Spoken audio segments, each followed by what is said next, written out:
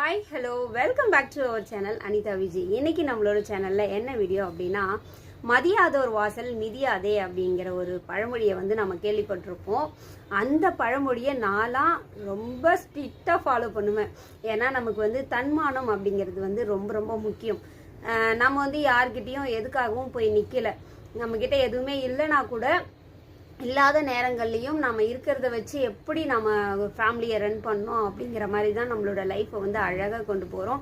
So அப்படி இருக்கும்போது நம்ம எதுக்குங்க நம்மளை மதிக்காத இடத்துக்குலாம் போனோம் அப்படின்னு சொல்லிட்டு தான் நான் எப்போவுமே அந்த மாதிரி விஷயத்தில் ரொம்ப ரொம்ப ஸ்ட்ரிக்டாக இருப்பேன்.